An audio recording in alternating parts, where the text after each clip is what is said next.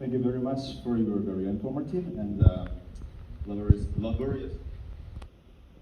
presentation. And to me, your presentation is very impressive. It explains very successful and monumental history and a story of the international cooperation. And this cooperation stems from the agony of our economy. So therefore, if our economic activity are restricted into the domestic land, we don't need to worry about those kind of things. But today the trade means international trade. We need to consider how to modify our product or service to export them into adjacent foreign country. But the problem is, even though we are adjacent, the domestic regulation is really different. But to the governmental body, being equipped with all the domestic regulation seems to be the completion of safety. But due to the regulation, if we cannot buy some better product and service from foreign country, or we cannot sell our services to the foreign country, then we have to find out the solution. And finding the solution is not easy, because I was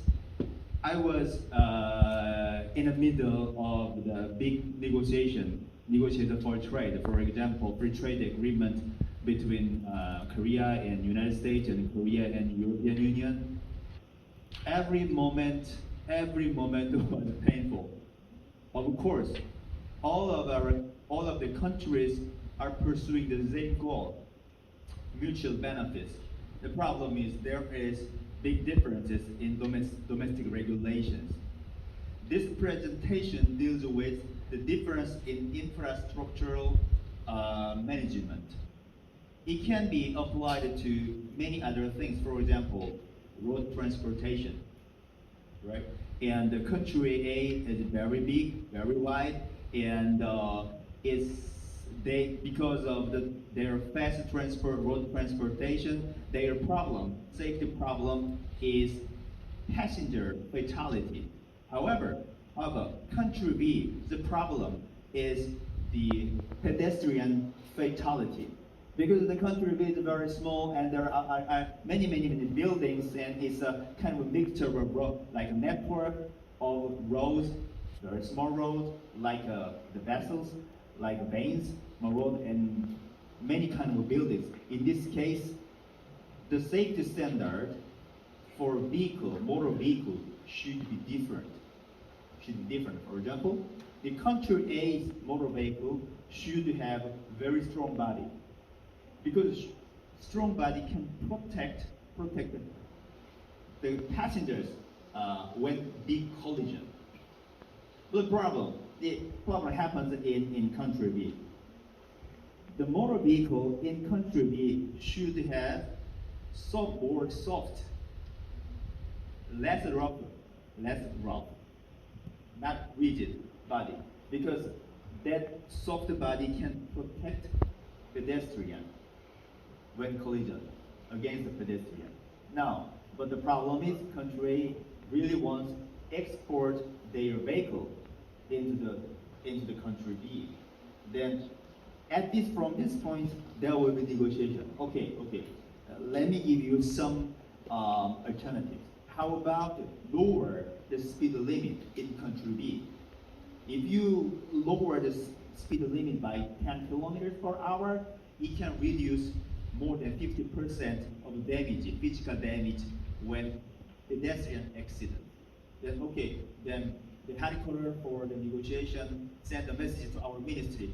Okay, the Ministry of Transportation, what is your plan to lower your speed limit in urban area? Then we can say maybe 2 years. In 2 years, can I ask if you make the time earlier than the plan, something like that? And all the procedure are very complicated and sometimes very painful, because the changing and modifying the domestic regulation needs many longer procedures than everyone thinks. But European Union with the French authority are doing those jobs very well. That is one of the examples. How could we adapt ourselves confronting the trade-off issues between safety and economic flows, economic activities. Therefore, at this point, all one need to do, first stage, need to do the rigorous researches. If we omit or if we eliminate this part of the safety, then how will we get more damage and how we will get more benefit economically? Okay, then can we transform those two values into one indicator for comparison? That is a mission analysis. And the mission analysis should be done very integrated way. That's why I call it is very difficult, and I call it achievement shown in the first presentation is really monumental and historical success. I'm very happy to hear the presentation. Thank you again. And we will develop more detailed discussion in the panel discussion part. Now I will introduce the second presenter. Sorry, it's a little bit.